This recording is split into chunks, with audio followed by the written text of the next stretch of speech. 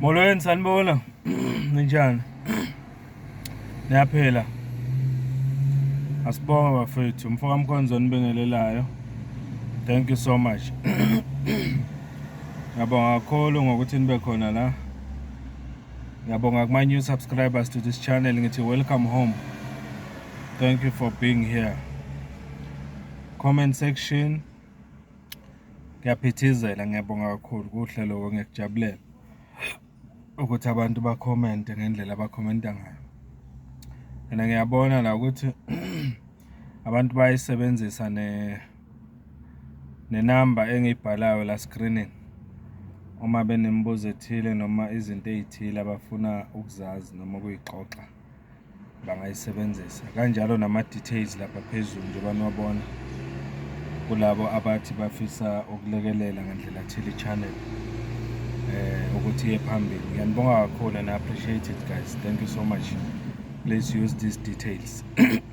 Eniwabona screening.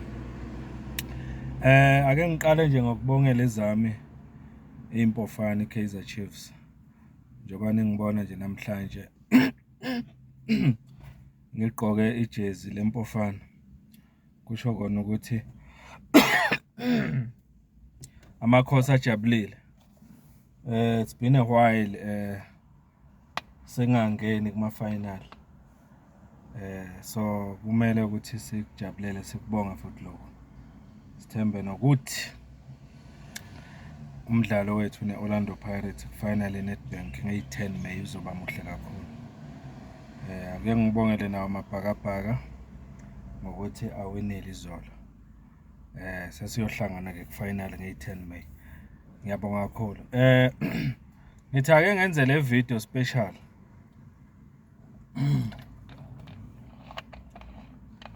Ngikhuthaza nje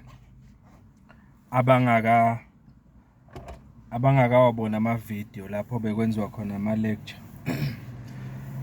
ngebirthday kababa President Zuma. Ngiyacela ukuthi abantu bayobheka ukuthi yini ebikhulunywa uSecretary General we-MK Party ngobaba uZuma, umlando kababa uZuma. Nami ngiyathembisa ukuthi la ngizobahlaziyela okunye okungama point engiwathathile nami enkulumeni kaSG la bekhuluma khona ngobaba uZuma. Chazile kakhulu Floyd, wangena deep empilweni kababa uZuma emzabalazweni. Echaza nje konke ukuthi yini akwenzile. Ikakhulukazi ubuhlakani aphiwe bona ubaba uZuma. Ukuthi umuntu ohlakaniphe kangakanani futhi ungumuntu ohumble kangakanani, okuyimfanelo lezi noma ama qualities amenze waba umholi ovelele okufanele sibukele kuye noma silandele kuma footsteps wakhe uma sifuna impilo esuccessful. Even ikakhulukazi laba abafuna ukuba ama leader kufanele ukuthi bazi ukuthi ubaba uZuma is very humble, uyazehlisa ukuze aphakame.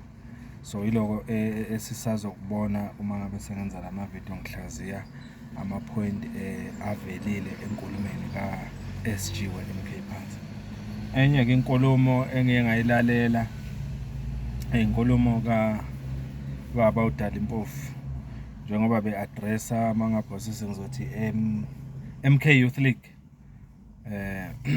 MK Youth League. Njengoba nawo becelebrate impilo kababa uZuma emzabalazweni. Naye ubaba uDali Mpofu uchaza okuningi engicabanga ukuthi abantu bangaya bayokubhekana khona. Ngizocombine nje kwi video yami ezolandela ukuthi imapha ama points esiwatholile, ikakhulukazi ama steps alandelwa ngesikhathi kuzofonyishwa iMK Party, ngoba ubaba uDali Mpofu lapha kule nkulumo yakhe uzoveza nezinto ezithile besingazazi ezenzeka before kufonyishwe iMK Party. La bebonisa khona ubuhlakani nobuchule bukababa uJacob Zuma ukuthi ngempela kungani ubaba uZuma special kangaka, kungani ubaba uZuma ekhetheke kangaka, and kungani ubaba uZuma prominent noma evelele kangaka uma simqhathanisa nabanye abaholi abake baba khona kwi-ANC. Sizobona mangabe sesihlaziya inkulumo yakhe sibeka ngesizulu ngokukhethekile ama-point awavezile la. Kodwa nje engakusho yilokho ukuthi ubaba uZuma bafowethu uyamthanda noma umthandi, kodwa kufanele uvume ukuthi this is a special man and he's a blessing ukuthi sibe naye eSouth Africa. All these years umuntu obekuloku khulunywa ngaye kakhulu eSouth Africa ubaba uMandela, kodwa uma ungathatha ukubheka njengamanje kuya ngokuya kwehla izinga lokuthi abantu bakhulume ngomlando wakhe. Kodwa manje umuntu osekukhulunywa ngaye kakhulu manje ubaba uJacob Zuma.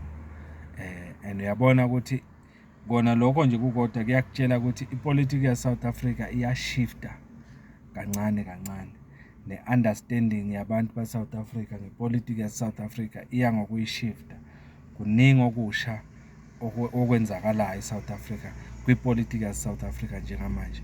Kuningi futhi abantu baseSouth Africa abasazokufunda especially ngobaba uZuma, ngoba njengamanje noma ngabe uyathanda noma uthanda ubaba uZuma njengamanje currently eSouth Africa uyena okukhulunywa ngaye. He's a household name.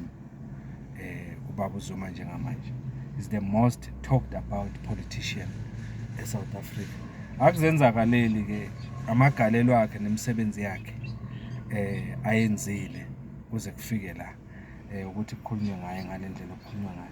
So ke ngisho nje ngithi kule video ngizokhuthaza abantu ukuthi ake ningene lapha ku-YouTube nalapha ku-TikTok nilalelisise inkulumo kababa uFloyd Shivambu, nilalelisise inkulumo kababa uDali Mpofu abayenzile ngobaba uZuma, bese kuba noProf Sepe futhi oyewakhuluma naye laphana emcimbini obukhona lapha eGauteng la bekhuluma khona ubaba uFloyd Shivambu, naye osilandisile ngemisebenzi kababa uZuma, okuwukuthi abanye bebafuna ukuthi igqitshwe ingaziwa, kwaziwe nje izinto ezinegative, igama likababa uZuma linyathelwe, ungaziwa umlando omuhle awenzile kuleli zwe laseSouth Africa. Ngeke ke kwenzeke lokho, sekuvele kusemlandweni ukuthi ubaba uZuma is one of ama-politicians, abantu abamnyama eSouth Africa abavelele abaye babonisa ukubaluleka kokulwela ukukhululeka ngokuphelele komuntu omnyama, what you call total liberation. So kuningi bafethu angingachazi kakhulu, hambani ukubheka lama-video. Nami ngizobuya ne-video special la ngizobe ngihlaziya khona ama-point engiwathathile kule nkulumo engikhuluma ngazo, inkulumo kababa uFloyd Shivambu nenkulumo kababa uDali Mpofu njengoba be-celebrate impilo kababa uZuma. Ngiyabonga kakhulu. Umfoka Mkhonza ke lo ngithi please, if you haven't subscribed, please subscribe because there's more that is coming in this channel, so please subscribe. Ngiyabonga kakhulu.